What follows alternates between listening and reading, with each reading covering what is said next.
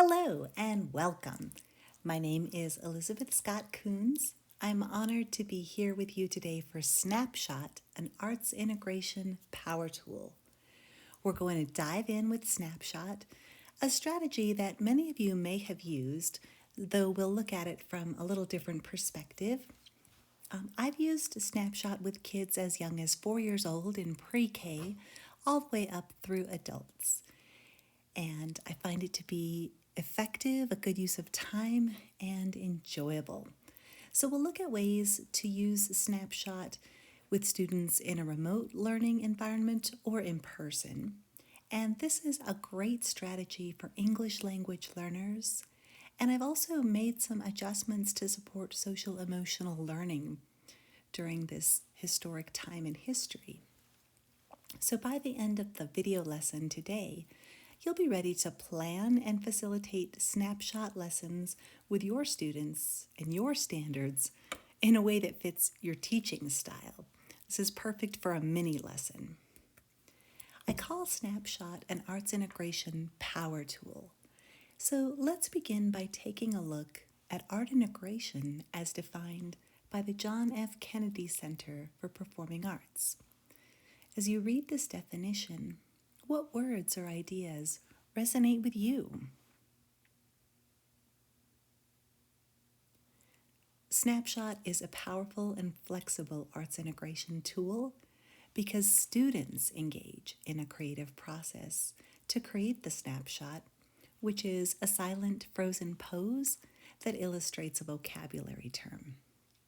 The vocabulary term is selected directly from the standards in any content area, and students are the ones doing the heavy lifting, constructing and demonstrating their understanding through theater or dance.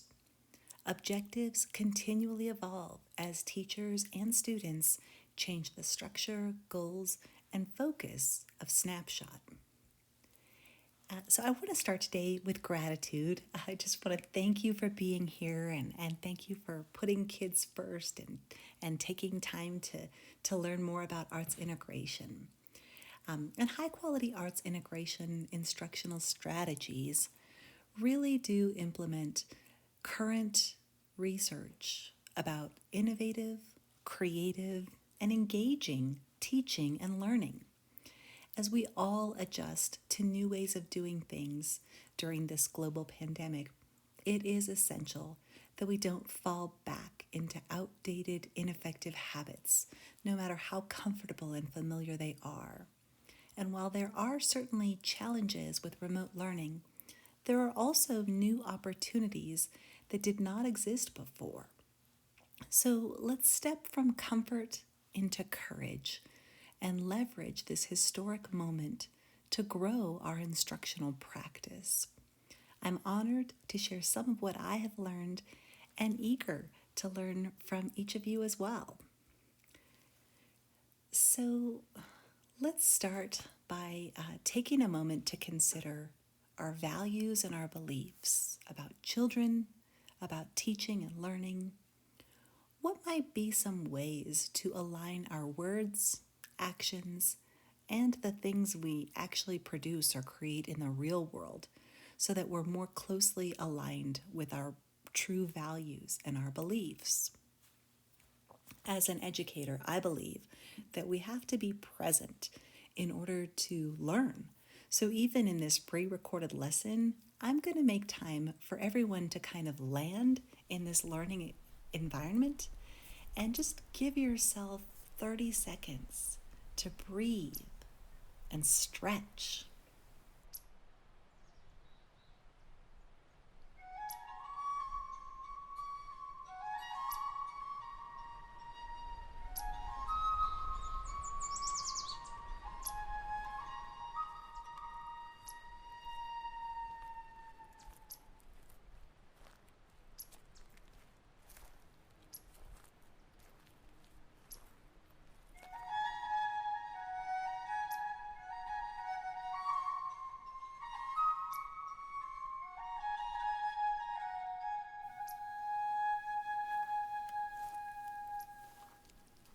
I'm sharing Snapshot with you now because it is a fantastic way to engage students physically and cognitively in a virtual classroom. I did not invent Snapshot, and there are lots of different ways to use this technique. I hope you'll share some of them with me if you've experimented. So Snapshot is different from pantomime or charades, and Snapshot is about the creative process, which is internal, and that's more of the focus than on the performance for a viewer, which is external.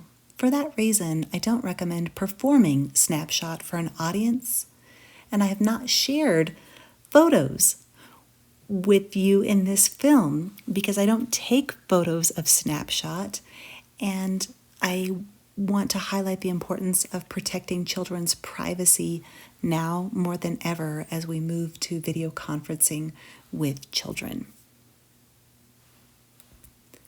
So Snapshot has 3 positions: actors neutral, off, and on. When a group is gathered in person, one option is to form a circle. Neutral is facing the center of the circle. The off position is facing outside of the circle with our back toward the facilitator. And the on position is facing back in the center of the circle in a frozen shape or gesture. All right, so jump in with me. Let's begin in actors neutral, seated comfortably with your feet planted. Your spine is extended and elongated so you can get oxygen to your brain. Your sit bones are engaged, and you can stand if you choose to. The off position will be with our hands or elbows on the knees and our head bowed, feet still planted. For the on position, we can stand to create our gesture, or we can choose to create our frozen gesture from a seated position. And if you've chosen to stand, the off position will be with your back to the camera, and the on position will be back facing the front of the room, the facilitator, or the camera. You can move quickly in that 180 degrees, or you can jump and land in your frozen gesture. So let's practice transitioning from neutral to off, and I'm going to guide you with this ding. So when you hear this sound, I will say and off, and you'll transition from the neutral position to the off, and off, and neutral. So we've practiced just transitioning, and now I'm going to guide you to the off position and off. So now that you're in this listening position, I'm going to introduce our first word, and we'll start with something familiar. Collaborate. Please say that with me. Collaborate. Think about how you will express or show the word collaborate with your body, your facial expression, and your gesture. When I give the signal, you will turn, stand, or jump into a frozen position that demonstrates collaborate. And on. Collaborate. Ooh, I see collaborative educators, and I think I see collaborative artists. And off. So once we have created the word collaborate, we're going to move on to the next word, and the next word is stealthy. Say that with me. Stealthy. So think about how you will express or show the word stealthy with your body, your facial expression, and your gesture. If you don't know what stealthy means, it's okay. Think about how you will show your confusion, or if you have a guess or you think you might know what stealthy means, go ahead and give it a try and think about how you would show that with your facial expression, your body, and your frozen gesture. When I say on, you will turn and freeze in a gesture that shows stealthy. And on. Stealthy. Ooh, I think I see a stealthy football player. And I definitely see several stealthy animals. It appears like most of us understand what the word stealthy means. And off. Let's review the steps. We're going to model and practice neutral, on, and off. We will begin in a neutral position. Make sure to choose a chime or a shaker sound that you like listening to and that won't be startling your students. For the off position, we're going to use that time as a thinking pose and invite students to really consider what the word means. They're going to say it, they're going to think about how to show it, and you'll follow a similar planning routine each time so that that process becomes a habit. When students are frozen in the on position, you want to say the word and label their snapshots, making sure to look at each student so they know that you will be looking for their work and that you expect them to stay frozen the entire time and silent. For the off position, you want to summarize or provide a brief definition of the word in case anybody was confused. We will end in the off position, and from that point, you can go on to the next word or move on to the next lesson. And all of your lessons are going to be standards based. We can reference the social emotional learning competency, zones of regulation, restorative justice, any type of school-wide behavior management system or approach, words and ideas that you're wanting your students to really understand and be facile with. Snapshot is a great opportunity. Also, as we're getting to know our students, using Snapshot with low risk content to be creative, and students can show you about their hobbies, their families, their pets. Later, we're going to move into the academic challenging content based on the standards from the Common Core State Standards, lots of tight connections with the language arts vocabulary, and room to connect with math, science, social studies, literature, health, any type of content, media arts, or podcasts.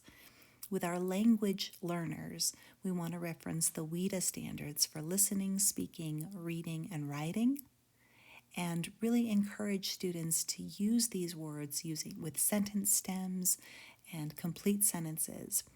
When we unpack the standards, of course, we can take time to explore student interest topics, but really connect nouns and adjectives and verbs and adverbs. Antonyms are extremely helpful for comparing and contrasting, while synonyms help us illustrate shades of meaning. What's the difference between happy and elated? And how can that practice of revising a snapshot and showing a more extreme emotion and connecting that with making word choices in our writing for the more appropriate or specific word that fits. Diversity, equity, and inclusion are important factors to consider as we choose literature, choose and present vocabulary, and even as we become more aware about some of the expressions that we're using. We're in a historic time, and there's a lot of social unrest, and as educators, we have a responsibility to honor diverse students and include everyone and hear all of the voices. So Snapshot is a great way to do that and to engage our students. Some facilitation tips that are going to be just a review, using a sound you like. I want to highlight the importance of not forcing students or engaging in a power struggle to get students to participate. Often students can learn just as much, if not more, by listening and observing. When they're ready to jump in, they will. Your students who are eager to participate with Snapshot and love it, you can transition them to facilitators so that your students are leading the process. You want to ask your students to suggest the words to use for the vocabulary. We want to develop a growth mindset and celebrate students for their effort and their focus rather than for knowledge that they have. And we're going to give students time to develop this physical vocabulary, and as teachers, just make it work for you and your setting. I want to end with a quote from John Dewey. We don't learn from experience. We learn by reflecting on our experience. For that reason, make time to reflect for yourself as an adult and build it into structures for teaching and learning with our precious kiddos, because it's a great habit and they need to develop it. Thank you for taking this time with me. I hope you'll pull out your smartphone and take a picture of this QR code so that you can post comments and questions. I will respond, and I look forward to seeing you in cyberspace.